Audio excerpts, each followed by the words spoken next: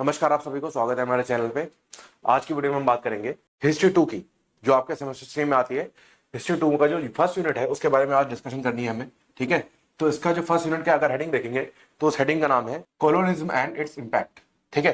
तो इसमें अगर देखें फर्स्ट टॉपिक जो आता है वो नेशनलिज्म, कोलोनिज्म एंड इंपेरियलिज्म आता है, ठीक है। उसके बाद सेकंड टॉपिक जो है modern Indian historiography, that is imperialist school including orientalist, utilitarian thought, nationalist, Marxist and nationalist, subaltern and communalist and regional histories, ठीक है। देन उसके बाद अगर देखें तो impact of colonial rule on Indian economy, ठीक है। उसके बाद फिर लास्ट टॉपिक आपका आ जाता है socio religious reform movement in 19th century, that is Brahmo Samaj, Arya Samaj, Vivekananda and RK mission, Jyotiba Phule lower caste movement, Parsi and Muslim reform movements, ठीक है। तो बेसिकली आपका टॉपिक्स है जो कि हमारी यूनिट 1 में आते हैं, ठीक है। तो अगर मैं बाइफिकेशन और मार्क्स की बात करूं तो ये वाला जो लास्ट टॉपिक है ये इससे इंडिविजुअल टॉपिक जो ये देख रहे हो आप लोग, दैट इज ब्रह्म समाज, आर्य समाज, जैसे ये सारे जो टॉपिक्स हैं ये आपसे पूछे जा सकते हैं इन 5 मार्क्स इंडिविजुअली, ठीक है। तो ये जो लास्ट टॉपिक है ये जनरली एक साथ नहीं पूछा जाता, ये 5 मार्क्स के अकॉर्डिंग बाइफिकेटेड वे से पूछा जाता है, कभी कुछ पूछ लिया कभी कुछ पूछ लिया, ठीक है।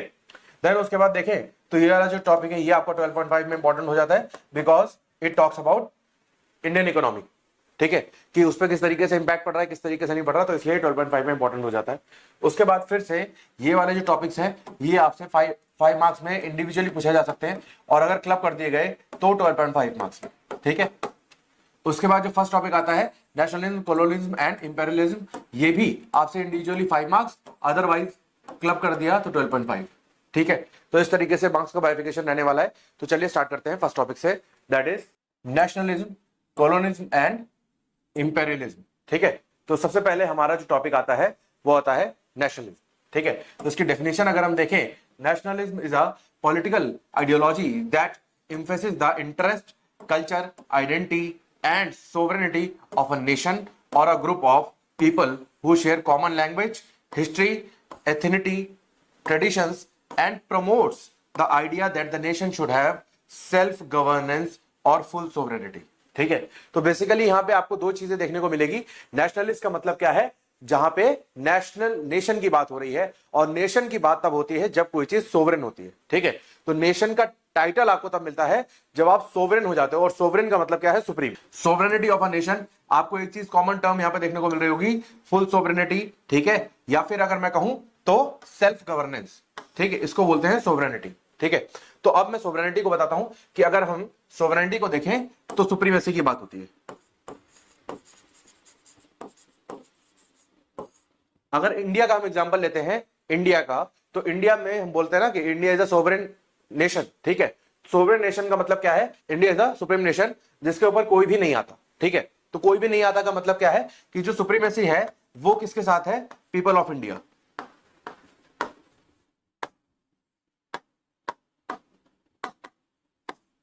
अगर आप लोगों को कॉन्स्टिट्यूशन का प्रियम्बल याद हो तो प्रियम्बल में हमने ये पढ़ा था we the people of India, ठीक है। तो जो प्रियम्बल की स्टार्टिंग है ऐसी होती है, we the people of India declare ourselves to be sovereign secular democratic republic, ठीक है। तो इस तरीके से आता है। तो यहां पे सोवरेनिटी की बात अगर इंडिया के पॉइंट ऑफ व्यू पे करते हैं तो वो कौन है, पीपल ऑफ इंडिया, ठीक है। उसके बाद क्या है यहां पे, ये क्या है, नेशनलिज्म क्या है, एक पॉलिटिकल आइडियोलॉजी है। Nationalism is a political ideology, और इसमें क्या है कि जो मेन इंफेसिस, जिसका मेन फोकस क्या है, इंटरेस्ट पे, कल्चर पे, आइडेंटिटी पे, ठीक है। और किसके आइडेंटिटी पे, नेशन की, ठीक है। अगर नेशन नहीं है तो group of people who share common language, ठीक है। अगर नेशन का उनको टाइटल नहीं मिला हुआ है तो ग्रुप ऑफ पीपल जो साथ में रह रहे हैं और जिनकी ये सारी चीजें कॉमन है, ठीक है। तो आगे चलते हैं, फिर देखते हैं टाइप्स ऑफ नेशनलिज्म क्या होता है। तो पहला सिविक नेशनलिज्म, ठीक है। तो इसका फीचर अगर देखें तो based on shared political values and citizenship, example French nationalism, ठीक है। तो इसमें क्या है, इसमें शेयर्ड पॉलिटिकल वैल्यूज होती हैं प्लस सिटीजनशिप का इसमें कॉमन फीचर होता है, ठीक है। देन एथनिक क्या है, based on common ethnicity and race और हेरिटेज, एग्जांपल जर्मन नेशनलिज्म, ठीक है। उसके बाद आगे चले तो क्या है, कल्चरल नेशनलिज्म, इसका मतलब क्या है, based on shared culture, values, traditions and language, ठीक है। इसका एग्जांपल क्या हो सकता है, इंडिया, ठीक है। देन उसके बाद एंटी कॉलोनियल नेशनलिज्म, इसका मतलब क्या है, arises as a resistance to foreign domination, ठीक है। भाई अगर कोई फॉरेन डोमिनेशन है तो उसके अगर रेजिस्टेंस में कोई चीज आ रही है तो that is anti colonial nationalism. Colony का मतलब क्या होता है? कॉलोनी का मतलब वो जगह जिसको कोई रूल करता है, ठीक है। तो एंटी कॉलोनियल का मतलब क्या हो गया कि रूलर्स के खिलाफ। जैसे मान लो कि इंडिया जो था वो पहले ब्रिटिश की कॉलोनी थी, ठीक है। तो जब यहां पे फ्रीडम फाइटर्स इमर्ज हुए, ठीक है, तो ये क्या हो गया? एंटी कॉलोनियल नेशनलिज्म हो गया, ठीक है। एग्जांपल भी देखोगे तो इंडियन है एंड अफ्रीकन, जहां पे मेनली रिवोल्ट हुए थे फॉर गेटिंग इंडिपेंडेंस, ठीक है। देन उसके बाद अगर फ्यूचर देखें तो फ्यूचर क्या है? Idea of a nation state, ठीक है। मतलब क्या है? यहां पे यूनिटी का एक आइडिया है कि मतलब सारे स्टेट्स को क्लब करके एक स्टेट बना दिया, जिसको बोला हमने हमारा देश है, हमारा नेशन, ठीक है। देन उसके बाद एम्फेसिस ऑन नेशनल सोवरेनिटी, ठीक है। नेशनल सोवरेनिटी मतलब जो देश है, जो नेशन है, वो सबसे ऊपर होना चाहिए, उसके ऊपर कोई भी नहीं हो सकता, ठीक है। Then pride in national history and culture, ठीक है। जो नेशन की हिस्ट्री है और जो कल्चर है उस पर प्राइड होता है। And then promotion of national unity and independence, ठीक है। तो नेशनल यूनिटी मतलब देश की एकजुटता और देश की आजादी सबसे ज्यादा इंपॉर्टेंट है, ठीक है। Then often linked with self determination, ठीक है। देन उसके बाद देखते हैं हिस्टोरिकल एग्जांपल। अगर देखें तो सबसे पहले आता है आपका फ्रेंच रेवोल्यूशन, ठीक है। तो फ्रेंच रेवोल्यूशन में क्या हुआ? Gave rise to modern nationalism. तो आज का नेशनलिज्म है वो कहां से इवॉल्व हुआ? फ्रेंच रेवोल्यूशन से, ठीक है। Then unification of Germany and Italy, that is 19th century में हुआ, ड्रिवन बाय नेशनलिस्ट मूवमेंट, ठीक है। तो ये जो हुआ ये क्या है? ये नेशनलिस्ट मूवमेंट से स्टार्ट हुआ, ठीक है, यूनिफिकेशन। देन उसके बाद Indian national movement, that was 1885 से लेके 1947 तक, जब तक हमारा देश आजाद नहीं हो गया, ठीक है। देन इसमें anti colonial nationalism seeking freedom from British rule. तो एंटी कॉलोनियल मतलब जो इंडिया कॉलोनी थी पहले ब्रिटिशर्स की, यूके की, तो उससे क्या हुआ? एंटी कॉलोनियल नेशनलिज्म डेवलप हुआ। और एंटी कॉलोनियल नेशनलिज्म डेवलप होने से क्या हुआ कि उसको चाहिए थी freedom from the British rule, ठीक है। देन उसके बाद अफ्रीकन नेशनल मूवमेंट, इसका क्या है? Same against the European colonialism के अगेंस्ट ये नेशनलिज्म था, ठीक है। देन उसके बाद आगे चलते हैं, आप देखते हैं इंपैक्ट ऑफ नेशनलिज्म क्या होता है। इंपैक्ट क्या है? क्या है नेशनलिज्म का इंपैक्ट, ठीक है। Led to formation of modern national state, ठीक है। तो जो आज की डेट में जो नेशन स्टेट बन रहे हैं, मतलब जो नेशन, जो स्टेट्स का क्लब करके एक नेशन बनाया हुआ है, तो उसका फॉर्मेशन हुआ था कि मतलब सारे स्टेट्स की अलग अलग आइडेंटिटी हटा के उन सबको क्लब करके एक नेशन की आइडेंटिटी बनाई गई, ठीक है। Then played a role in decolonization, मतलब किसी का राज किसी पर से खत्म करके इंडिपेंडेंस की बात की गई कि भाई जो भी देश है उसका अपना राज है, उसकी अपनी विल है, ठीक है। Then sometimes cause ethnic conflict और extremism, that is Nazi in Germany, ठीक है। तो बेसिकली क्या है? कई बार एथनिक कॉन्फ्लिक्ट भी हो जाते हैं नेशनलिस्ट के केसेस में, ठीक है। देन उसके बाद आता है आपका सब टॉपिक, दैट इज कॉलोनिज्म। इसी के साथ हमारा नेशनलिस्ट खत्म हो गया।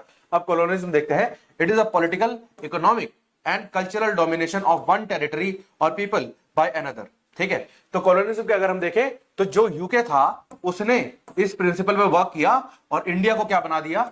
इट्स कॉलोनी, ठीक है। इंडिया को क्या कर लिया? टेक ओवर कर लिया, इंडिया पे उसका राज हो गया, तो इंडिया क्या बन गई? कॉलोनी ऑफ द यूके, ठीक है। तो इसमें क्या है? बेसिकली कल्चरल डोमिनेशन हो जाता है, वन टेरिटरी और पीपल बाय अनदर, दूसरा आके कल्चरल को डोमिनेट कर लेता है, या फिर कहूं तो पूरे मार्केट को डोमिनेट कर लेता है, या पूरी कंट्री को डोमिनेट कर लेता है, ठीक है। Usually through settlement, military conquest, economic exploitation, ठीक है। तो बेसिकली क्या है? सेटलमेंट करके कि भाई आप आए, पहले जैसे ईस्ट इंडिया कंपनी आई तो धीरे धीरे करके इंडिया में सेटल ही हो गई, एंड देन मिलिट्री के एक्शन से या फिर इकोनॉमिक एक्सप्लॉयटेशन, ठीक है। उसके बाद आगे चले तो इसमें देखेंगे अगर एलिमेंट्स क्या है, तो territorial occupation by a foreign country, ठीक है। तो टेरिटरी पे किसी को ऑक्यूपाई कर लेना by a foreign country is known as colonialism, ठीक है। देन उसके बाद exploitation of sources and indigenous populations, ठीक है। तो पॉपुलेशन को एक्सप्लॉइट करना, जो रिसोर्सेज हैं उनको एक्सप्लॉइट करना और उसको डोमिनेट करना उस कंट्री को, ठीक है। Then imposition of foreign legal, educational and cultural system. तो भाई एक बात कही जाती है कि अगर आपको किसी भी चीज पे कब्जा करना हो या किसी भी देश पे कब्जा करना हो तो उसकी जो कल्चर है उसको खत्म कर दो और उसका जो एजुकेशन पैटर्न है उसको खत्म कर दो, ठीक है। तो वही है, जब भी कोई दूसरे पे डोमिनेट करता है तो धीरे से उसका जो लीगल सिस्टम है, उसका जो एजुकेशनल सिस्टम है और उसका जो कल्चरल सिस्टम है उसको खत्म कर देता है, ठीक है। और खत्म करने के बाद अपना इंट्रोड्यूस कर देता है, ठीक है। देन उसके बाद loss of political sovereignty for colonized, ठीक है। तो पॉलिटिकल सोवरेनिटी मतलब जो भी वहां पे पॉलिसी रिलेटेड एक्शंस होंगे वो कौन लेगा? जिस पर्सन ने या जिस कंट्री ने उस पर रूल कर रखा है, ठीक है। देन उसके बाद फेजेस क्या है? पहला अर्ली फेज में क्या है, Spanish and Portuguese empires in America, ठीक है, तो अमेरिका पे भी रूल किया था। And then mercantile colonialism that is mid level, and then इसमें क्या था, Dutch, British and French colonies focus on trade, ठीक है, तो इस पे ट्रेड पे फोकस हुआ। एंड देन हाई कॉलोनिज्म क्या है, 19th century, scramble for Africa, British Raj in India, ठीक है, तो इस तरीके से हुआ फेजेस। देन उसके बाद देखें तो मेजर कॉलोनियल पावर्स को अगर देखा जाए तो ब्रिटिश अंपायर, ठीक है, ये तो हमें पता ही है।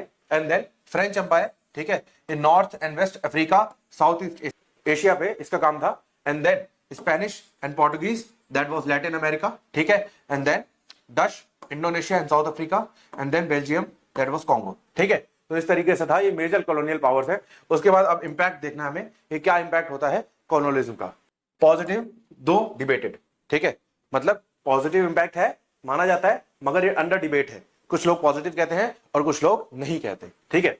देन डेवलपमेंट ऑफ इंफ्रास्ट्रक्चर, ठीक है, भाई देखो कड़वा सच तो यही है कि ब्रिटिशर्स के आने से पहले इंडिया का इंफ्रास्ट्रक्चर वैसा नहीं था जिस तरीके से ब्रिटिशर्स के आने के बाद, जैसे रेलवे का एस्टेब्लिशमेंट हुआ, जो इंपोर्ट एक्सपोर्ट का काम शुरू हुआ, तो इस तरीके का पहले नहीं था, ठीक है, तो जो है वो ब्रिटिशर्स के आने के बाद ही शुरू हुआ, मतलब कॉलोनी, जब इंडिया कॉलोनी बनी तभी उसके बाद उसका डेवलपमेंट इंफ्रास्ट्रक्चर वाला शुरू हुआ, ठीक है, बेशक लोगों की हालत खराब करी गई मगर डेवलपमेंट तो तभी हुआ, ठीक है। Then spread of modern education and institutions, ठीक है, तो इससे पहले जो इंडिया का कल्चर रहता था वो अपने में इस्टेब्लिश रहता था, ठीक है, बट जब कॉलोनी बन गई इंडिया तब धीरे धीरे मॉडर्न कल्चर, मॉडर्न एजुकेशन की तरफ इंडिया ने मूव ऑन करना शुरू किया, ठीक है। देन उसके बाद नेगेटिव क्या है, दैट इज वाइडली एक्सेप्टेड, इसमें नो डिबेट वाला ऑप्शन है, उसमें डिबेट होती है बट इसमें नो डिबेट वाला ऑप्शन है। देन इसमें क्या है, इकोनॉमिक एक्सप्लॉयटेशन, ठीक है, ये इकोनॉमिक एक्सप्लॉयटेशन मतलब जैसे आप लोगों ने भी सुना होगा, जब ब्रिटिशर्स आए थे तो इंडिया का सामान वो बाहर ले जाते थे और बाहर उसे अच्छे रेट पे सेल करते थे, ठीक है। देन उसके बाद कल्चरल डिस्ट्रक्शन, तो जो कल्चर था इंडिया का उसे खत्म कर दिया गया धीरे धीरे। And then racial discrimination and violence, ठीक है, डिस्क्रिमिनेशन मतलब on the basis of race, ठीक है, और उसके साथ साथ वायलेंस, मारपीट भी होती थी। एंड देन पॉलिटिकल सब्जुगेशन, ठीक है, तो ये होता था। And then artificial borders causing post colonial conflict, ठीक है, तो जब आर्टिफिशियल बॉर्डर बनाए गए पोस्ट कॉलोनियल कंफ्लिक्ट तो वो भी एक प्रॉब्लम ही थी। देन उसके बाद इंपेरियलिज्म को अगर देखें, ये आपका थर्ड सब टॉपिक है और फर्स्ट टॉपिक का लास्ट टॉपिक है, ठीक है, तो इसमें डेफिनेशन को देखते हैं सबसे पहले। It is a border ideology और policy of extending countries power, ठीक है, तो ये क्या है, ये पॉलिसी है किस चीज की, कि कंट्री की पावर को एक्सटेंड किया जाए, ठीक है, influence through diplomacy, military force, economic pressure और cultural dominance. Unlike colonism it may और may not involve direct territorial control, ठीक है, तो बेसिकली क्या है, अगर मैं कहूं तो संधि करना, फ्रेंडशिप करना। फ्रेंडशिप करने का मतलब क्या है कि भाई आप, जैसे आप लोग कॉलेजेस में हो गए अभी समय, तो जैसे होता है ना कि भाई किसकी कितनी अच्छी बैकिंग है, तो एक आवाज पे कितने दोस्त खड़े हो जाते हैं आपको लड़ाई करने के लिए, तो कुछ उस तरीके का ही सीन है, ठीक है। बेशक आपने दोस्तों के घरों पे कब्जा नहीं करा हुआ, बेशक आपने किसी के कब्जा नहीं, बट क्या है आपका रिलेशन इतने अच्छे हैं, इतने स्ट्रांग है कि आपने क्या कर रखा है कि आपकी एक आवाज पे सब लोग खड़े हो जाते हैं, ठीक है।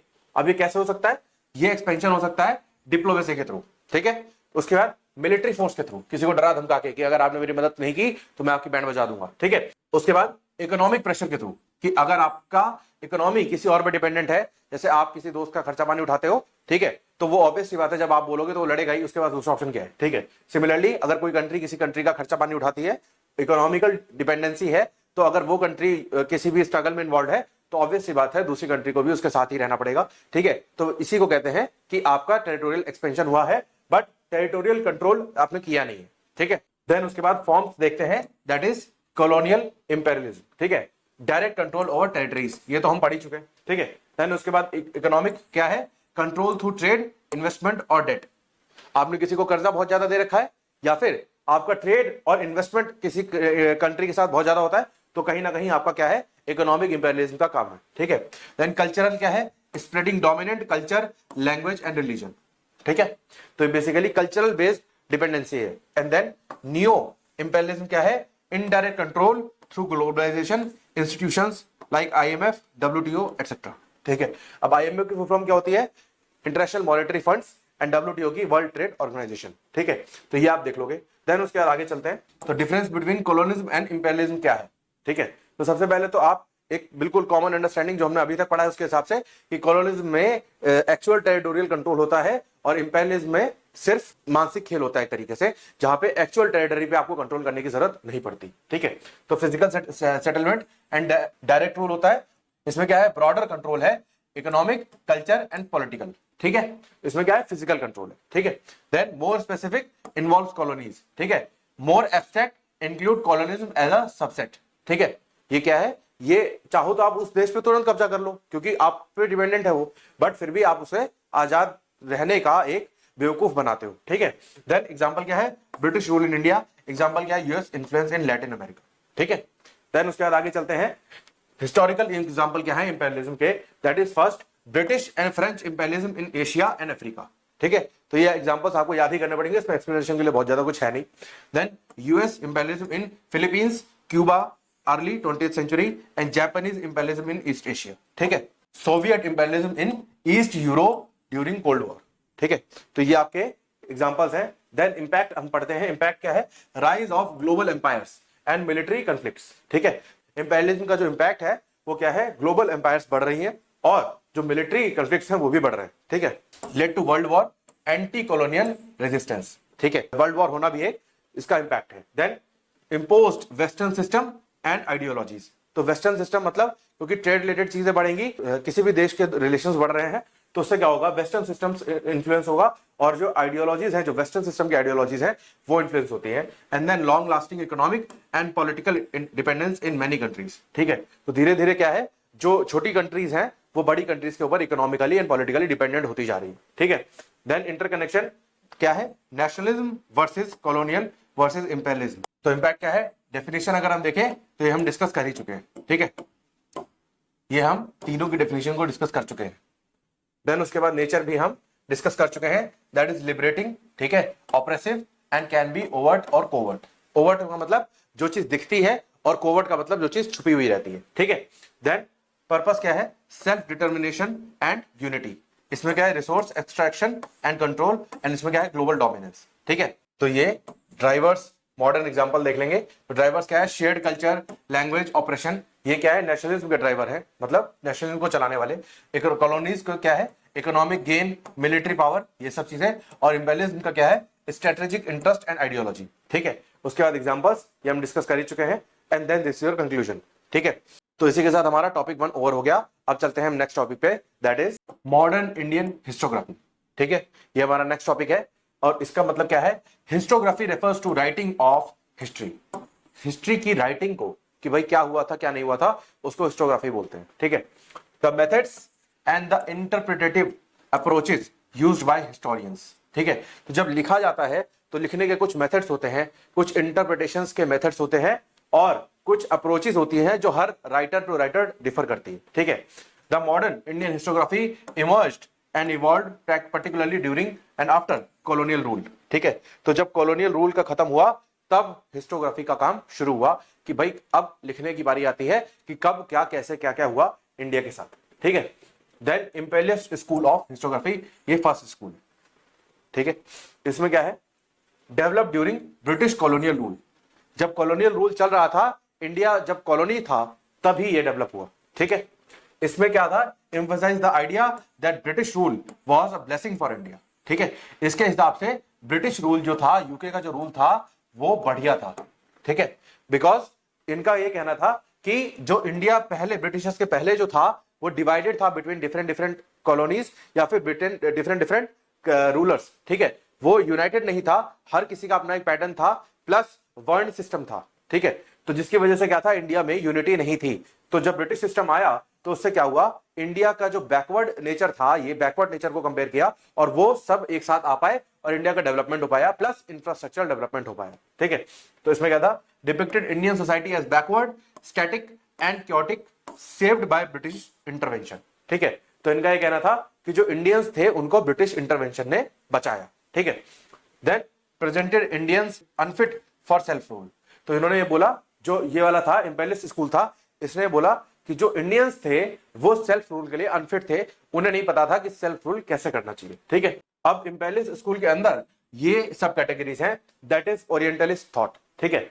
Flourished in late 18th and early 19th century, ठीक है। और एडमायर्ड एंशिएंट इंडिया सिविलाइजेशन, इन्होंने एडमायर किया, ठीक है। That is Sanskrit, scriptures and culture, ठीक है।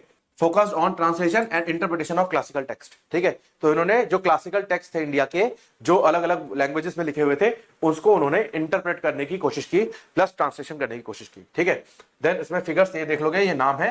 देन उसके बाद क्रिटिसिज्म क्या है, romanticises India's past but also help freeze Indian identity in classical ideals. ठीक है, देन उसके बाद आता है यूटिलिटेरियन थॉट। ठीक है, यूटिलिटेरियन थॉट मतलब क्या है, based on rationality and liberal British values. ठीक है, तो अब यहां से पहले उन्होंने क्लासिकल इंडियन वैल्यूज को रोमांटिसाइज किया, मतलब उसको अपलिफ्ट करा, मगर अब यहां से क्या आ जाता है, लिबरल ब्रिटिश वैल्यूज पे आ जाते हैं। ठीक है, इसलिए ये जो टोटल ओवरऑल इंपीरियलिस्ट थॉट है, वो थॉट कैसा है, वो थॉट इंडिया को डिग्रेड करने वाला है और इंडिया को ये बोलने वाला है कि भाई उनके बस की नहीं थी कि वो अपना सेल्फ रूल कर सकते हैं। ठीक है, then believe India was irrational and despotic needing British reforms, मतलब इंडिया को ब्रिटिश रिफॉर्म्स की जरूरत थी। ठीक है, then promoted anglicised education, rule of law and modern governance. ठीक है, तो रूल ऑफ लॉ, अगर मैं आपको फिर से एक बार रेफरेंस के लिए याद दिला दूं कि रूल ऑफ लॉ जो था वो AB डाइसी ने दिया था इन यूके। ठीक है, यूके में।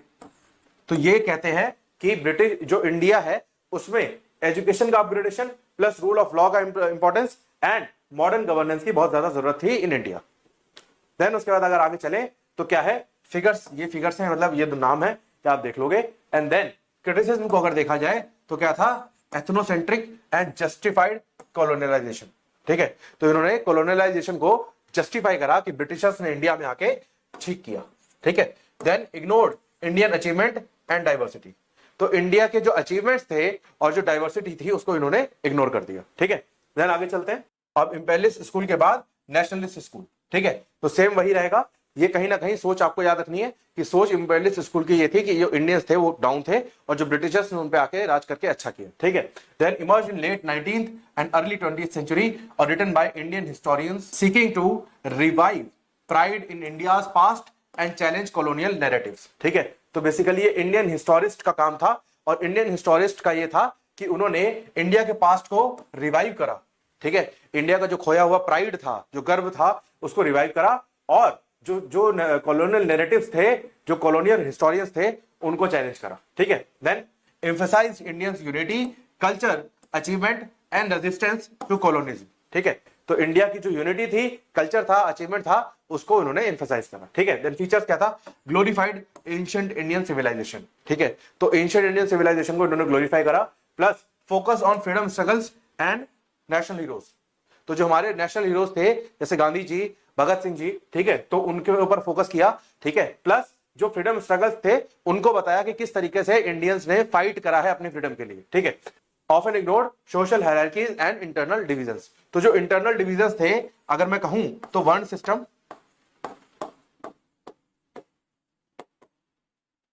प्लस सोशल हायरार्कीज, मतलब कि कौन सी कास्ट किसके ऊपर है, ये सब चीजों को इन्होंने इग्नोर कर दिया। ठीक है, देन आगे, देन जो इंडियन हिस्टोरियंस थे ये थे, ये इनका नाम आप याद रखोगे। ठीक है, देन क्रिटिसिज्म क्या था, some time romanticise the past. ठीक है, तो पास्ट के साथ ज्यादा इनका अटैचमेंट था और उसी को ग्लोरीफाई करते थे। Then over emphasise Hindu centric interpretations. ठीक है, तो क्योंकि इंडिया जो मुगल से पहले था या फिर कहूं तो ब्रिटिशर से पहले जो था तो मेजरली हिंदू था। ठीक है, तो उसकी वजह से क्या था, जो इनकी अप्रोच थी वो हिंदू सेंट्रिक अप्रोच थी। ठीक है, less critical of caste and gender inequalities. ठीक है, तो जेंडर इक्वालिटीज और कास्ट इक्वालिटीज पे उन्होंने ज्यादा ध्यान नहीं दिया क्योंकि थी ही नहीं, तो ध्यान क्या देते। ठीक है, देन उसके बाद मार्क्सिस्ट स्कूल ऑफ हिस्टोग्राफी क्या है, इसमें क्या है, नेक्स्ट फीचर्स इसके देखते हैं। सबसे पहले uses class analysis and historical materialism to study Indian society, तो इन्होंने क्या करा, जो क्लास बेस्ड एनालिसिस था एंड हिस्टोरिकल मटेरियल्स जो अवेलेबल थे उसको पढ़ा ताकि वो इंडिया को बता सके। Emphasise economic structure, class struggle and modes of production.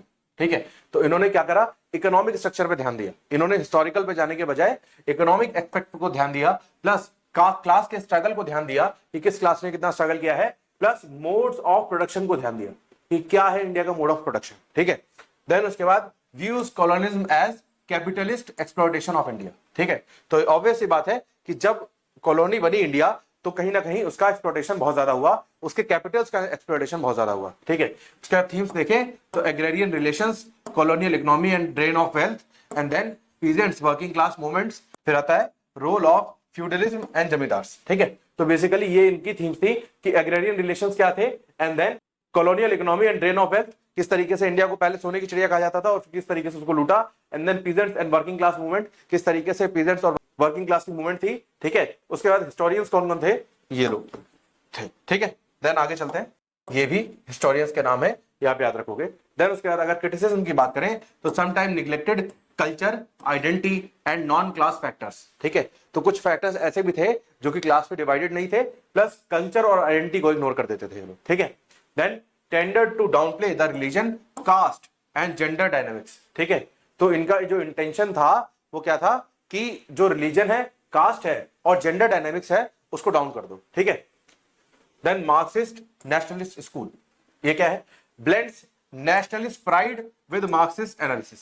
ठीक है, तो जो नेशनलिस्ट वाले स्कूल में हमने पढ़ा था और जो मार्क्सिस्ट वाला स्कूल था उसका ब्लेंड है, ये मिक्सचर है। ठीक है, acknowledges British exploitation but also highlights Indian resistance through class perspective. ठीक है, तो बेसिकली इन्होंने क्या करा, ब्रिटिश के एक्सप्लॉयटेशन को तो एक्नॉलेज करा, ठीक है, मगर जो इंडिया के रेजिस्टेंस था, ठीक है, उसको भी एक्नॉलेज करा, मगर सिर्फ कब, क्लास के पर्सपेक्टिव पे। ठीक है, मतलब विदाउट क्लास जो उनका स्ट्रगल था उसको उन्होंने रिकॉग्नाइज नहीं करा। क्लास का मतलब क्या है, डिवीजन बिटवीन ग्रुप्स। ठीक है, फिर आगे चलते हैं हिस्टोरियंस, हिस्टोरियंस को देखते हैं। ठीक है, तो हिस्टोरियंस में क्या है, जो नेशनलिस्ट मार्क्सिस्ट स्कूल के थे, मतलब ब्लेंड वाले हिस्टोरियंस इनका नाम है। एंड देन क्रिटिसिज्म को देखते हैं, that is sometimes view the Congress too sympathetically. ठीक है, तो इन्होंने क्या करा कि कांग्रेस को बहुत सिंपैथिकली देखा, and then underestimated caste, gender and religion diversity. तो इन्होंने जो ये डाइवर्सिटी थी, जो इंडिया का जो कल्चर था डिवीजन का, उसको अंडर एस्टिमेट करा। ठीक है,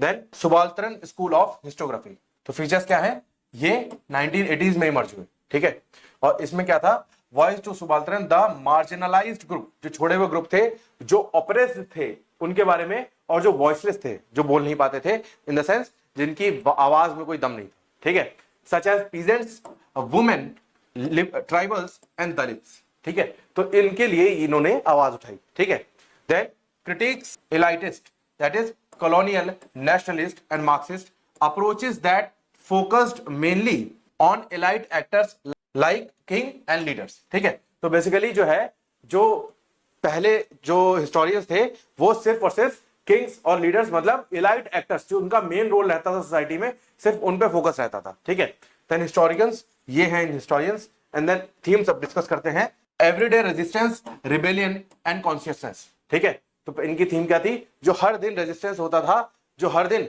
रिबेलियन होता था और जो हर दिन कॉन्शियसनेस का इश्यूज होते थे, उस पे oral traditions and people's narrative पे इनकी थीम थी।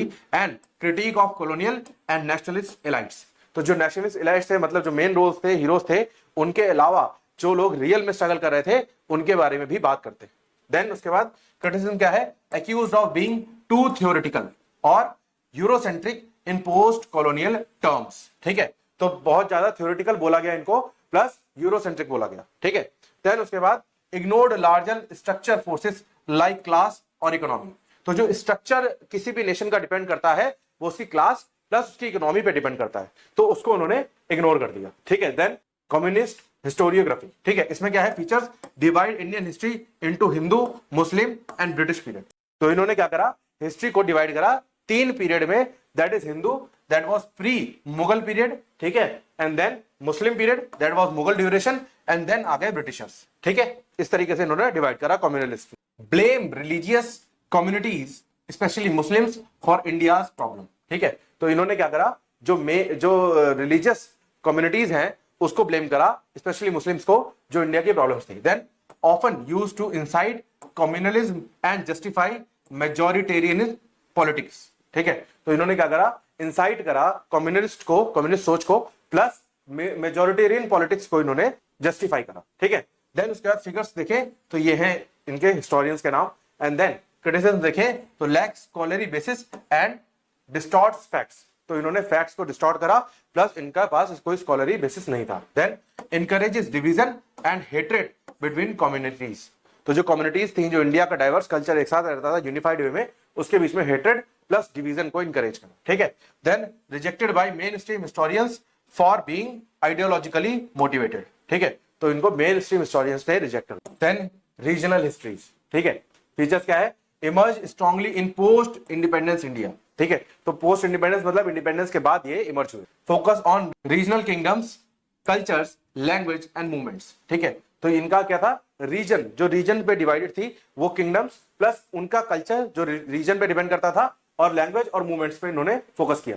Emphasise that Indian history is not monolithic. ठीक है, देन उसके बाद इंपॉर्टेंस क्या है, हाईलाइट्स डाइवर्सिटी ऑफ इंडिया। तो जो इंडिया की डाइवर्सिटी थी उसको इन्होंने हाईलाइट करा, plus explores state formation, language, movement and regional resistance. तो जो स्टेट फॉर्मेशन मतलब क्या है, डिफरेंट डिफरेंट स्टेट्स का फॉर्मेशन, प्लस लैंग्वेज मूवमेंट्स जो लैंग्वेज बेस्ड मूवमेंट थी, एंड देन रीजनल रेजिस्टेंस जो रीजन के बेसिस पर रेजिस्टेंस किया, मतलब कुछ एरिया के लोगों को जो जो रेजिस्टेंस फेस करना पड़ा वो सारी चीजें। देन एग्जांपल्स अगर देखें तो Maratha historiography, that is Shivaji भक्ति मूवमेंट, तो ये क्या है, मराठी लोगों की स्ट्रगल। ठीक है, then Tamil history, the Dravidian movement. ठीक है, उसके बाद Assamese, Punjabi, Kashmiri, Telugu and Malayalam historical studies. ठीक है, तो इस तरीके से इन्होंने रीजनल बेस्ड स्टडी करी। देन उसके बाद कंपैरेटिव समरी टेबल देखे तो ये क्या है, ये आप एक बार देख लोगे तो आपको एक बार एग्जाम में, जब भी आपका एग्जाम हो तो आप उसको एक बार देख लेना इस टेबल को, तो आपको जल्दी जल्दी रिवीजन में हेल्प हो जाएगी। ठीक है, देन यही सेम टेबल कंटिन्यूड है, इसको आप एक बार एग्जाम से पहले रिवाइज करने के पॉइंट पे किसके क्या पॉइंट्स थे, की पॉइंट्स थे, कौन हिस्टोरिकल मेन थे और उनका क्या अप्रोच थी, ये सब इसमें मेंशन्ड है। देन सेम ये आपका लास्ट रीजनल स्कूल आ जाता है। ठीक है, इसी के साथ फिर हमारा ये कंक्लूजन और ये टॉपिक भी हमारा हो जाता है ओवर। ठीक है, तो ये कंक्लूजन, इसी के साथ हमारा ये टॉपिक हो गया ओवर। अब चलते हैं नेक्स्ट टॉपिक पे, that is colonial rule on Indian economy. ठीक है, तो अब क्या है, कॉलोनियल रूल मतलब जब ब्रिटिशर्स का रूल था इंडिया पे तो इंडियन इकोनॉमी पे क्या असर पड़ा। ठीक है, तो जब ब्रिटिश का रूल था उसने इंडियन इकोनॉमी को डीपली ऑल्टर किया। ठीक है, कैसे चेंज करा, ठीक है, transitioning from largely self sufficient agrarian and artisanal economy to a colonial appendage of British capitalism. ठीक है, मतलब क्या था, पहले इंडिया सेल्फ सफिशिएंट थी, एक कहावत सुनोगी, इंडिया सोने की चिड़िया थी। ठीक है, तो उसको क्या करा, सेल्फ सफिशिएंट इकोनॉमी को अपने ऊपर डिपेंडेंट करा लिया। ठीक है, the British made systematic changes that served their own economic interest. जो भी चेंजेस ब्रिटिशर्स करते थे फॉर इंडियंस, उससे क्या फायदा होता था, उससे उनके इकोनॉमिक इंटरेस्ट को बहुत फायदा होता था। ठीक है, देन पहली चीज अगर देखें तो deindustrialisation of Indian handicrafts. ठीक है, तो डी इंडस्ट्रियलाइजेशन का मतलब क्या है कि जो इंडस्ट्रीज थी, जो हैंडीक्राफ्ट की जो इंडस्ट्रीज थी जो इंडिया की स्टैब्लिश थी, उसको डी इंडस्ट्रियलाइज कर दिया, मतलब वो हिल गई। ठीक है, तो क्या हुआ, before British rule India had flourishing handicraft industry. ठीक है, specially in textile, example muslin of Dhaka and Bengal silk. ठीक है, तो बेसिकली ये इंडस्ट्रीज इंडिया की स्टैब्लिश थी, अच्छी खासी चलती थी, मगर जब ब्रिटिशर्स आ गए तो क्या हुआ, उन इंडस्ट्रीज का बुरा टाइम शुरू हो गया। British policies led to massive decline in indigenous industries. ठीक है, तो मैसिव डिक्लाइन का कारण बन गए, कैसे, heavy duties on Indian export to Britain. ठीक है, तो हैवी ड्यूटीज लगाई, जो भी इंडियन प्रोडक्ट जाता था ब्रिटेन पे उस पर हैवी ड्यूटी लगाई, and then free entry of British machine made goods into India. तो जो ब्रिटिश की मशीन मेड गुड्स थी, जो यहाँ पे हैंडमेड गुड्स हैं, उसको बाहर भेजने में तो आप पैसा लगा रहे हो, मगर अपने यहाँ की मशीन मेड गुड्स को इंडिया में लाने का कोई पैसा नहीं है, फ्री है। ठीक है, lack of protection for Indian artisans and weavers. ठीक है, देन उसके बाद deliberate destruction of local industries, example weavers thumb were allegedly cut to divided. तो बेसिकली जो उन फैक्ट्रीज में सिलाई बुनाई का काम करते थे उनका अंगूठा कटवा दिया गया, ऐसा बोलते हैं कुछ लोग, और कुछ लोग बोलते हैं कि ऐसा नहीं हुआ। ठीक है, बट मेनली क्या था, जो डिस्ट्रक्शन हुआ वो मेनली उसके दो कारण थे, एक तो ये अलेज्ड कारण, प्लस दूसरा वो कारण जो उन्होंने इंपोर्ट और एक्सपोर्ट में, कि भाई अगर आप इंडिया से बाहर माल भेजते हो तो उस पर पैसा लगाना लगेगा, और जो इंडिया में माल आएगा उस पर पैसा नहीं लगेगा। ठीक है, देन इंपैक्ट क्या हुआ, मैसिव अनएम्प्लॉयमेंट, बहुत ज्यादा अनएम्प्लॉयमेंट होगी क्योंकि इंडस्ट्रीज डूब गई। ठीक है, तो लोगों को नौकरी कहां से मिलेगी, and then shift of labour force from industry to agriculture. ठीक है, तो इंडस्ट्री से एग्रीकल्चर पे शिफ्ट होना पड़ा, मजबूरन खेती बाड़ी करनी पड़ी। ठीक है, and then decline of urban centres like Murshidabad and Dhaka. ठीक है, देन एग्जांपल क्या है ये देख लोगे, उसके बाद आगे चलते हैं, that is agrarian exploitation and commercialisation of agriculture. ठीक है, किस तरीके से एग्रीकल्चर को कॉमर्शियलाइज किया गया और जो एग्रीकल्चर में इन्वॉल्व लोग थे उनको एक्सप्लॉइट किया गया। ठीक है, अब देखते हैं, लैंड रेवेन्यू सिस्टम को इंट्रोड्यूस कर दिया गया, मतलब जो लैंड अभी तक फ्री होता था, जिसपे कोई ध्यान नहीं देता था, उस पर भी टैक्सेस का इंपोजमेंट शुरू हो गया। ठीक है, अब देखें, परमानेंट सेटलमेंट आई। क्या, बिहार एंड बंगाल को टारगेट करा, ठीक है। और इंट्रोड्यूस किसने करा, लॉर्ड कॉर्नवालिस ने इन 1793। फिक्स फीचर्स क्या थे, फिक्स रेवेन्यू, ठीक है। तो लैंडलॉर्ड और जमींदार को बनाने से क्या हुआ कि वो इंटरमीडियरीज बन गए और उनकी जिम्मेदारी हो गई जो खेती कर रहे हैं या जिनसे वो खेती करवा रहे हैं वो उनको प्रोड्यूस करके दे, ठीक है।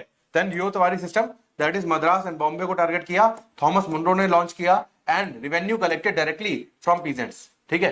तो जो पीजेंट्स थे उनसे डायरेक्टली रेवेन्यू कलेक्ट करना शुरू कर दिया अकॉर्डिंग टू रियोतवारी सिस्टम, ठीक है। Then Mahalwari system, that is north India में लागू हुआ, एंड देन हॉल्ट मैकेंजी ने लॉन्च किया, and then revenue settled with village communities, ठीक है। तो जो विलेज कम्युनिटीज थी उनसे रेवेन्यू सेटल करवाया गया, ठीक है। देन इफेक्ट्स क्या थे, हाई लैंड रेवेन्यू डिमांड, ठीक है। तो लैंड रेवेन्यू डिमांड क्या हुई, बहुत हाई हो गई, ठीक है। Indebtedness and disposition of peasants, तो जो पीजेंट्स थे वो क्या हुए, कर्जे में आ गए, प्लस उनको लैंड से रिमूव कर दिया गया, ठीक है। Rise of absentee landlords and money lenders, ठीक है। तो जो एब्सेंटी लैंडलॉर्ड्स थे और मनी लेंडर्स, जो पैसा लोग ब्याज पे देते हैं जमीन को गिरवी रख के, उनकी अमाउंट काफी बढ़ गई, वो लोग काफी बढ़ गए, ठीक है। Then forced cultivation of cash crops, indigo, opium, cotton, jute instead of food crops, ठीक है। तो इन्होंने क्या करा, कॉमर्शियलाइज कर दिया,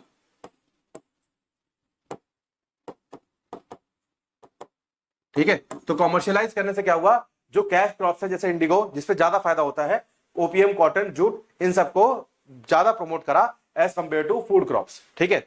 देन फेमाइंस, तो फेमाइंस मतलब recurring famines like Bengal famine, जो कि बर्बादी आती थी बाय नेचर, ठीक है। उसकी वजह से क्या था, due to reduced food production, export focus and no relief, ठीक है।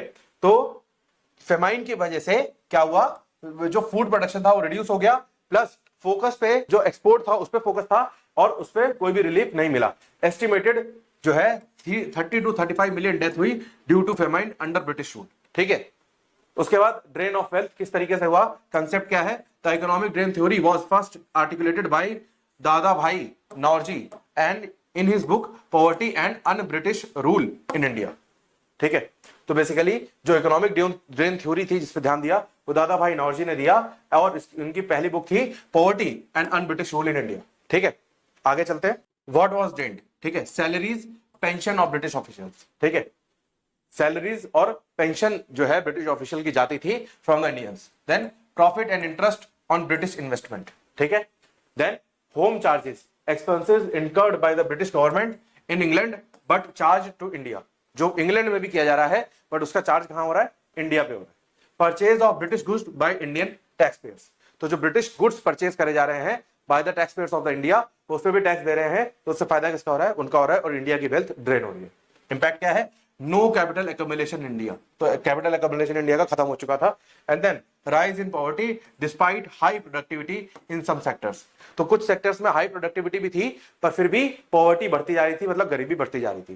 Then Indian economy remained dependent and stagnant, ठीक है। तो अभी भी इंडियन इकोनॉमी क्या थी, डिपेंडेंट थी। Then stagnation of Indian industries, किस तरीके से इंडियन इंडस्ट्रीज, अगर कॉजेज देखें तो क्या है, नो स्टेट सपोर्ट, कोई भी स्टेट का सपोर्ट नहीं था, मतलब गवर्नमेंट का कोई भी सपोर्ट नहीं था। Lack of investment in modern industry, तो जो मॉडर्न इंडस्ट्री थी उसमें इन्वेस्टमेंट करने वाला कोई नहीं था, ठीक है। Then drain of capital and lack of infrastructure for industrial growth, ठीक है। तो जो कैपिटल था वो ड्रेन हो चुका था, प्लस इंफ्रास्ट्रक्चर नहीं था इंडस्ट्रियल ग्रोथ करने के लिए। देन फ्यू एक्सेप्शंस क्या थे, जूट इंडस्ट्री, क्योंकि ये क्या था, कॉमर्शियल क्रॉप था, ठीक है।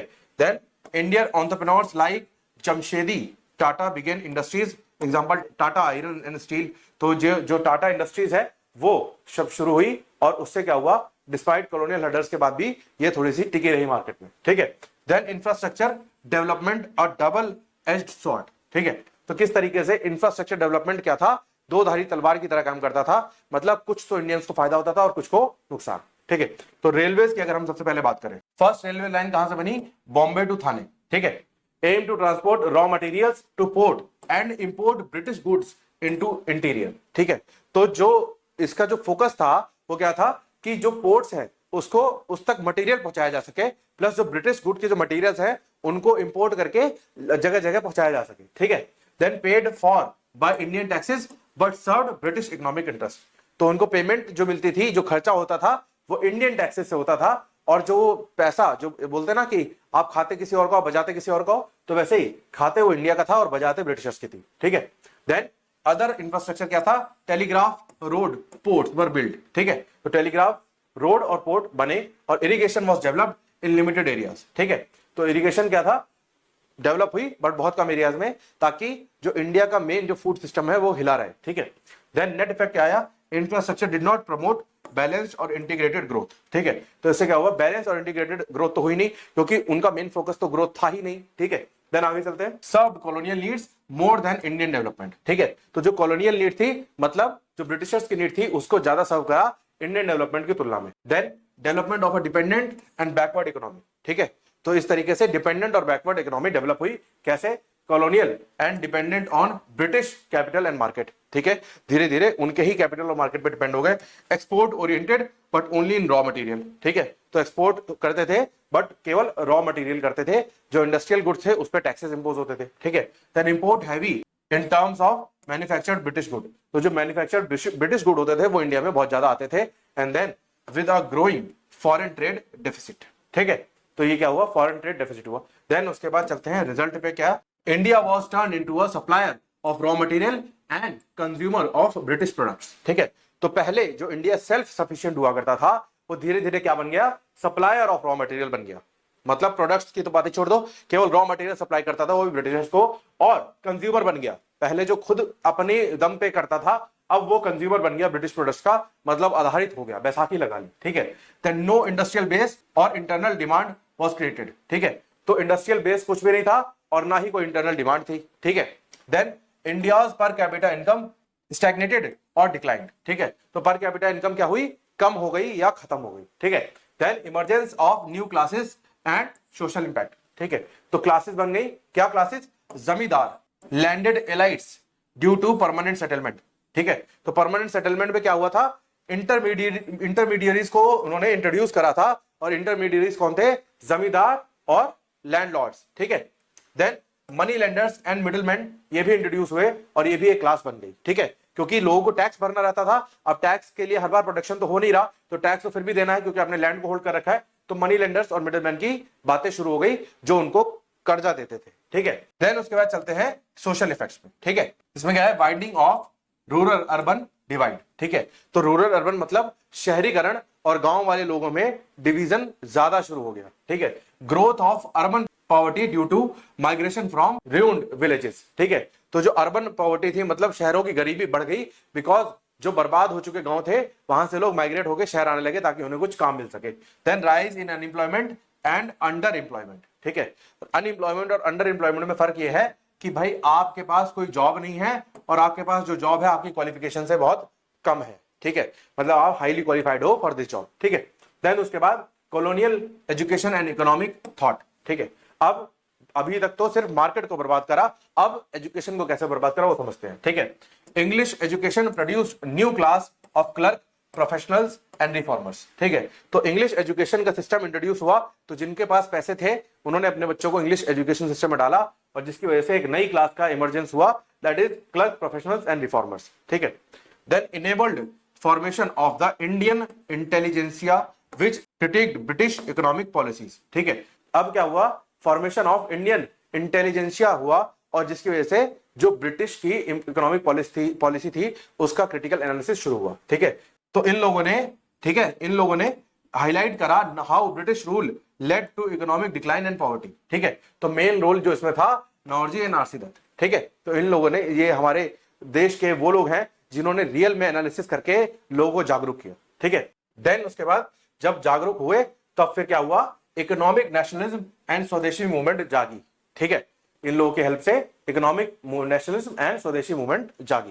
देन उसके बाद देखें तो रिस्पॉन्स क्या आया, Indian nationalist increasingly focused on economic self reliance, ठीक है।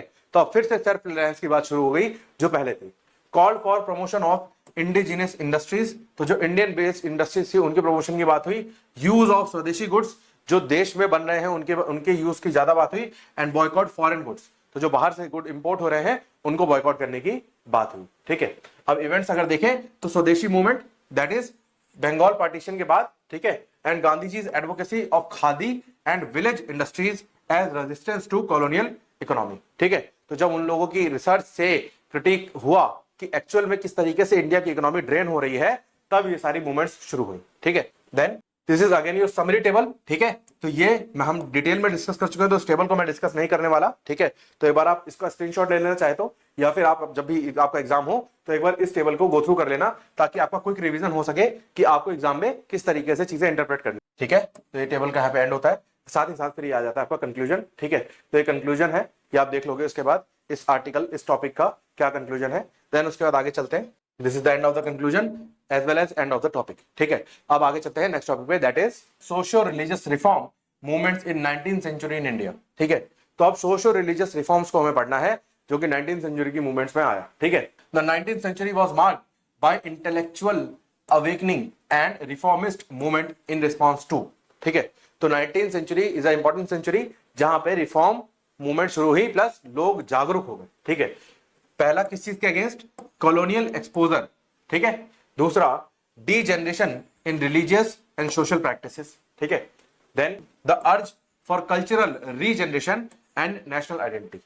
ठीक है, तो पहली बात कॉलोनियल एक्सपोजर किस तरीके से हो रहा है। ठीक है, प्लस डीजेनरेशन कैसे हो रहा है, रिलीजियस और सोशल एक्टिविटीज इसमें। ठीक है, देन एक डिमांड, एक अर्ज, एक लोगों से गुहार लगाई गई कि भाई अब कल्चरल रीजनरेशन करना है प्लस नेशनल आइडेंटिटी को बनाना है। ठीक है, देन उसके बाद देखते हैं इसमें जो फर्स्ट चीज का फॉर्मेशन हुआ दैट वाज ब्रह्म समाज। तो ब्रह्म समाज के जो फाउंडर थे वो थे राजा राम मोहन रॉय। ठीक है, तो इनका एक बहुत ही मेजर इंपैक्ट है हमारे हिस्ट्री में, दैट इज इन्होंने सती प्रथा का विरोध किया, और ना सिर्फ विरोध करा, इन्होंने सक्सेसफुली उस चीज को बंद करवाया है। ठीक है, तो इसमें आइडियाज क्या था? Monotheism, believe in one God. ठीक है, एक ही भगवान है। देखो, जब तक भगवान या फिर कोई भी आप जिस भी शक्ति में मानते हो, जब तक उसकी वननेस में बिलीव नहीं करोगे तब तक लोग डिवाइडेड रहेंगे, उनकी सोच आप एक साथ नहीं कर सकते। ठीक है, then rejected idol worship, polytheism and priestly classes and meaningless rituals. तो जो मीनिंगलेस रिचुअल्स थे, जो कि लोगों के बनाए हुए कहानी थी, प्लस जो लोगों पे रियल में इकोनॉमिक या फिर मेंटल प्रेशर डालता था, उन रिचुअल्स को मानना बंद कर दिया। प्लस जो प्रीस्ट थे उन क्लास को मानना बंद कर दिया, और जो वर्शिप थी आइडल वर्शिप मतलब मूर्ति पूजा को इन्होंने बंद कर दिया। ठीक है, upheld reason, ethics and Vedas as philosophical guides not ritualistic text. ठीक है, तो इन्होंने क्या बोला, जो हमारे वेद हैं, ठीक है, प्लस जो हमारे एथिक्स हैं वो हमारे फिलोसफिकल गाइड है। ठीक है, फिलोसफिकल गाइड है और कोई रिचुअलिस्टिक टेक्स्ट नहीं है। ठीक है, then promoted interfaith understanding and rational religion. ठीक है, तो इंटरफेथ अंडरस्टैंडिंग को इन्होंने प्रमोट करा। देन उसके बाद कंट्रीब्यूशन क्या है? अपोज्ड सती। ठीक है, तो सती प्रथा में क्या होता था कि जो वाइफ होती थी वो अपने डेड हस्बैंड के साथ जला दिया जाता था जिंदा स्टेट में। ठीक है, तो ये क्या है? ये रिलीजियस इंटरप्रिटेशन था लोगों का। ठीक है, तो इसकी वजह से इन्होंने इस चीज को अपोज करा, फिर चाइल्ड मैरिज को अपोज करा, एंड देन पॉलीगैमी को अपोज करा। ठीक है, एंड देन कास्ट डिस्क्रिमिनेशन को अपोज करा। ठीक है, तो बेसिकली ये इन्होंने चीजें अपोज करी, and then supported widow remarriage. ठीक है, जो कि होना भी चाहिए, and then female education and women's right. ठीक है, तो ये सारी चीजें उन्होंने सपोर्ट करी और ये सारी चीजें उन्होंने अपोज करी। ठीक है, demanded modern scientific education and freedom of press. ठीक है, तो इन्होंने क्या करा कि जो हमारा सिस्टम है उसके अलावा हमें मॉडर्न साइंटिफिक एजुकेशन पे दे के जाओ, ना कि हमारा कोई रूढ़िवादी सोच के अकॉर्डिंग हमें एजुकेट करो। ठीक है, देन सक्सेसेस कौन थे ये आप देख लोगे। ठीक है, राजा राम मोहन रॉय के बाद, देन उसके बाद आ जाओ इंपैक्ट क्या था? Played major role in Bengal cultural renaissance. ठीक है, देन उसके बाद influenced social legislation that is sati प्रथा, सती एबॉलिशन एक्ट। ठीक है, तो सती प्रथा को रोकने के लिए सोशल लेजिस्लेशन का इन्होंने इन्फ्लुएंस करा, और क्या आई? सती एबॉलिशन एक्ट आई। ठीक है, देन उसके बाद आ जाओ नेक्स्ट चीज में, दैट इज आर्य समाज। ठीक है, it was also a movement. ठीक है, और इनके जो फाउंडर थे इस समाज के वो स्वामी दयानंद सरस्वती जी थे। ठीक है, तो इन्होंने आर्य समाज का आर्य समाज फाउंडेशन उन्होंने बनाई। ठीक है, इनके बिलीव क्या थे? रिटर्न टू प्योर वैदिक रिलीजन रिजेक्ट्स लेटर डिस्टॉर्शंस। तो जो प्योर वैदिक रिलीजन है उस पे वापस लाने की बात करी, और उसका जो मॉडिफाइड वर्जन जो लोगों ने बना दिया प्रैक्टिसेस से, उसको उन्होंने रिजेक्ट कर दिया। ठीक है, go back to Vedas, rejection of idol worship, caste by birth, untouchability, animal sacrifice. ठीक है, तो इन्होंने क्या करा? जो ओरिजिनल वेद कहते हैं उसके बारे में सुनो, और जो आइडल वर्शिप है मतलब मूर्ति पूजा, कास्ट बाय बर्थ, कि भाई जो व्यक्ति जिस भी घर में पैदा हुआ वो उसी घर का, उसी कास्ट का मेंबर हो जाएगा। तो ये इन्होंने रिजेक्ट करा, क्योंकि जो वेद हमारे कहते हैं वो कहते हैं कि जो कास्ट का डिवीजन था या जो वर्ण का डिवीजन था वो अकॉर्डिंग टू द जॉब था, ठीक है, not according to the birth, ठीक है। देन उसके बाद अनटचेबिलिटी, कि कोई पर्सन अछूत नहीं होता। एंड देन एनिमल सैक्रिफाइस, ये इन्होंने रोका, ठीक है, कि आप किसी भी एनिमल की बलि नहीं दोगे, ठीक है। Then advocated monotheism and rationality and morality, ठीक है, तो इन्होंने भी वही चीज कही अप्रोक्सीमेटली जो कि पहले वाले में थी। बिलीव इन कर्म, रीबर्थ एंड यूनिवर्सल ब्रदरहुड, ठीक है, तो कर्म पे बिलीव किया कि भाई आप अपने कर्म अच्छे करो। देन रीबर्थ, कि भाई पुनर्जन्म होता है। एंड देन यूनिवर्सल ब्रदरहुड, मतलब सभी के बीच में भाईचारा, ठीक है। देन सोशल रिफॉर्म्स को अगर देखें, campaign against child marriage, Sati and untouchability, तो इन्होंने कैंपेन करा। Plus promoted window marriage, female education and स्वदेशी मूवमेंट्स, ठीक है। उसके बाद अगर एजुकेशनल वर्ड्स पे जाएं तो स्टैब्लिश दयानंद एंग्लो वैदिक schools, that is DAV school, आप लोगों ने भी शायद सुना होगा और कई सारे तो डीएवी स्कूल से पढ़े हुए भी होंगे, ठीक है। एंड कॉलेजेस टू ब्लेंड वैदिक वैल्यूज विद मॉडर्न साइंस, ठीक है। देन उसके बाद पॉलिटिकल इन्फ्लुएंस अगर देखें तो फॉस्टर्ड नेशनलिज्म, स्वदेशी spirit and anti British attitudes, ठीक है। उसके बाद सपोर्टेड काउ प्रोटेक्शन, गौ रक्षा की बात करी, and Hindi in Devanagari script, ठीक है। देन उसके बाद देखें तो उसके बाद थर्ड चीज आती है, that is Ramakrishna Mission and Swami Vivekananda, ठीक है। तो रामकृष्ण मिशन क्या है, फाउंडर कौन है, स्वामी विवेकानंद, ठीक है। He was disciple of Ramakrishna Paramhansa, ठीक है। तो स्वामी विवेकानंद जी ने ये शुरू किया। देन रामकृष्ण की फिलॉसफी क्या थी, रामकृष्ण परमहंस जी के all religions lead to the same divine truth, ठीक है। तो सभी धर्म जो है वो एक ही डिवाइन ट्रुथ के पास जाते हैं, ठीक है। देन एडवोकेटेड भक्ति, spiritual devotion and universal tolerance, ठीक है। इन्होंने भक्ति मार्ग को बताया प्लस स्पिरिचुअल डिवोशन को बताया, ठीक है। देन उसके बाद विवेकानंद का मैसेज क्या था, सर्व मैन एज गॉड, भाई इंसान की सेवा ऐसे करो जैसे वो भगवान हो, क्योंकि हर इंसान में भगवान बसता है, ठीक है। Focus on practical Vedanta and social service, ठीक है।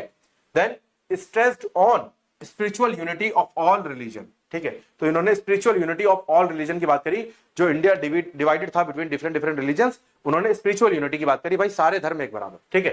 Then urge youth to revive Indian pride, self confidence and national awakening, ठीक है। तो इन्होंने यूथ से बोला, क्योंकि भाई किसी भी देश को अगर आपको आबाद करना है या बर्बाद करना है तो उसके यूथ पे ध्यान दो, ठीक है। तो इन्होंने यूथ से बोला कि जो इंडिया का प्राइड है उसको रिवाइव करो, उसको वापस जिंदा करो, सेल्फ कॉन्फिडेंस को बढ़ाओ एंड देश को जागरूक करो, ठीक है। देन उसके बाद रामकृष्ण मिशन एक्टिविटीज क्या था, ओपनिंग स्कूल, ठीक है, hospitals, orphanage, disaster relief centres, तो इन्होंने ये खोले। And then provided a modern humanitarian approach to religion, तो जो मॉडर्न ह्यूमैनिटेरियन अप्रोच है वो दी रिलीजन के लिए, ताकि रिलीजन कहीं ऐसा ना हो कि गायब हो जाए, ठीक है। Focus on selfless service like कर्मयोग एंड कैरेक्टर बिल्डिंग, ठीक है। तो सेल्फलेस सर्विस मतलब जहां पे आप निस्वार्थ भाव से सेवा करते हो, ठीक है। आगे चलते हैं। अब इसका इंपैक्ट क्या था, bridge spiritualism with social reform, तो इन्होंने सोशल रिफॉर्म के साथ साथ स्पिरिचुअलिज्म को भी जोड़ दिया, कनेक्ट कर दिया, ठीक है। Inspired Indian nationalism with spiritual foundation, तो इन्होंने इंडियन नेशनलिज्म को स्पिरिचुअल फाउंडेशन के साथ जोड़ दिया, इंस्पायर कर दिया, ठीक है। देन उसके बाद आ जाओ Jyotiba Phule lower caste movement, so this movement was started by Jyotiba Phule who was a social reformer, ठीक है। देन कंट्रीब्यूशन क्या था, critique of Brahmanical dominance and caste oppression, तो बेसिकली जिस सोसाइटी को ब्राह्मण्स ने टेक ओवर किया हुआ था उसकी क्रिटिक प्लस कास्ट ऑपरेशन, किसी भी कास्ट को नीचे दबाने के अगेंस्ट थी, ठीक है। देन फाउंडेड सत्य शोधक समाज, ठीक है, that is truth seeker society, सत्य मतलब ट्रुथ, शोधक मतलब ढूंढने वाला, ठीक है। तो that is truth seeker society in 1873 and then advocated for rights of Dalits, ठीक है, because they were considered from lower caste, women and landless peasants, ठीक है। तो इनका वर्क क्या था ये देख लोगे, ठीक है। उसके बाद एजुकेशनल वर्क अगर हम देखें तो वो क्या है, opening school for girls and Dalits with his wife Savitri Phule, ठीक है। तो अपनी वाइफ के साथ ज्योतिबा फुले ने ये चीज ओपन करी। And then promoted compulsory and free education for all, तो इन्होंने कंपल्सरी और फ्री एजुकेशन शुरू करी सबके लिए, ठीक है। इंपैक्ट क्या था, led foundation for anti caste and Dalit movement, तो इन्होंने एंटी कास्ट और दलित मूवमेंट की फाउंडेशन को बनाया, plus inspired leaders like Bhimrao Ambedkar ji, ठीक है। तो डॉक्टर भीमराव अंबेडकर को इंस्पायर करा। देन उसके बाद आता है पारसी रिफॉर्म मूवमेंट, ठीक है। तो पारसीज जो थे उनकी अभी भी आज भी पॉपुलेशन बहुत कम है और तब भी बहुत कम थी, ठीक है। Small affluent and educated minority in Bombay and Gujarat, ठीक है। रिफॉर्मर्स कौन थे? ये इनके रिफॉर्मर्स थे, ठीक है। देन ऑर्गेनाइजेशंस क्या थी? ये ऑर्गेनाइजेशन का नाम था दैट इज रहनुमाई मच दयासन सभा, ठीक है। तो ये इनकी ऑर्गेनाइजेशन का नाम था, ठीक है। देन ऑब्जेक्टिव क्या था? Reform of Parsi religious practice, तो पारसी रिलीजियस प्रैक्टिस को रिफॉर्म करने के लिए, plus promotion of modern education specially for Parsi women, तो पारसी वुमेन के लिए मॉडर्न एजुकेशन का प्रमोशन, ठीक है। Then rejected superstitions and rituals not aligned with Zoroastrian scriptures, ठीक है। तो जो सुपरस्टिशंस थे और जो रिचुअल्स ज़ोरोएस्ट्रियन स्क्रिप्चर्स के साथ अलाइनमेंट में नहीं थे, उनको उन्होंने रिजेक्ट कर दिया। इंपैक्ट क्या था? Made Parsi pioneers of modern industry, science and education in India, ठीक है। And then early promoters of nationalist idea, तो ये early promoters of nationalist idea थे, और इन्हीं का नाम हमने पढ़ा था जब इंडिया को अवेक करा था इन्होंने, किस तरीके से इंडिया का कल्चर या इंडिया की इकोनॉमी डिग्रेड हो रही है, ठीक है। देन मुस्लिम रिफॉर्म मूवमेंट क्या है? पहला अलीगढ़ मूवमेंट, ठीक है, founded by Sir Syed Ahmad Khan, ठीक है। फीचर्स क्या है? Emphasized modern western education for Muslims, ठीक है। लगभग सेम बात है, तो हर कास्ट, हर रिलीजन के बेसिस के लोगों ने शुरू करी अपनी अपनी मूवमेंट, ताकि उनकी कास्ट के लोगों को अपलिफ्ट कराया जा सके, प्लस वुमेन कैटेगरी को अपलिफ्ट कराया जा सके, ठीक है। Founded Mohammad Anglo Oriental College in Aligarh, later Aligarh Muslim University, ठीक है। तो अलीगढ़ मुस्लिम यूनिवर्सिटी का जो पहले का नाम है ये आपको मिल गया यहाँ पे। And encourage Muslim to cooperate with the British, ठीक है। तो इन्होंने मुस्लिम्स को इनकरेज करा कि ब्रिटिशर्स के साथ कॉपरेट करें। Then opposed orthodox views and promoted scientific temperament, ठीक है। देन क्रिटिसिज्म क्या है? कंजर्वेटिव इन सोशल रिफॉर्म, ठीक है। And then discourage political involvement, ठीक है, तो पॉलिटिकल इन्वॉल्वमेंट को डिस्करेज करा। देन देवबंद मूवमेंट क्या था? फाउंडेड बाय दीज पर्संस, ठीक है।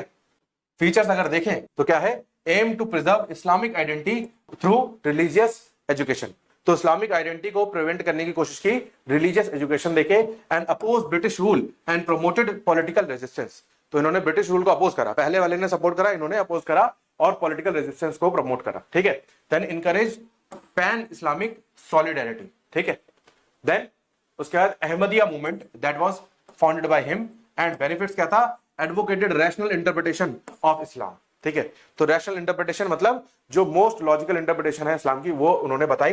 And then believed in universal brotherhood and tolerance, ठीक है। तो इन्होंने यूनिवर्सल भाईचारा, मतलब सबके बीच में भाईचारा की बात। Considered controversial within orthodox Islam, Ahmadiyyas were later declared non Muslim by Pakistan, ठीक है। तो इन्होंने क्या करा? इन्होंने अपने आप को ये माना कि एक जो ऑर्थोडॉक्स इस्लाम है उसके अगेंस्ट है, ठीक है। देन कंपैरिजन टेबल क्या है मेजर रिफॉर्म मूवमेंट की, ये देख लो, ये मैं आपको डिटेल में बता चुका हूं, तो इसमें समझाने के लिए कुछ भी नहीं है। आप फिर से मैं कहूंगा इस चीज को कि जब भी आपका एग्जाम हो तो एक बार इस टेबल को गो थ्रू कर लेना, आपको सारी चीजें याद आ जाए। फिर से वही सेम कंटिन्यू टेबल है, ठीक है, इसको एक बार आप गो थ्रू कर लेना तो आपको सारी चीजें क्लियर हो जाएंगी बिफोर योर एग्जाम, ठीक है, ठीक है। ये वही टेबल है, ठीक है। इसमें लास्ट में देवबंद मूवमेंट आता है, एंड देन इसी के साथ कंक्लूजन हो जाता है इस टॉपिक का भी, ठीक है। इसी के साथ हमारा ये टॉपिक भी ओवर हो गया, ठीक है। मुझे उम्मीद है आप लोगों को समझ में आ गया होगा। अगर कोई डाउट है तो कमेंट सेक्शन में आपका वेलकम है, ठीक है। मिलते हैं जल्दी नेक्स्ट वीडियो में। Thank you for watching and stay tuned for further updates.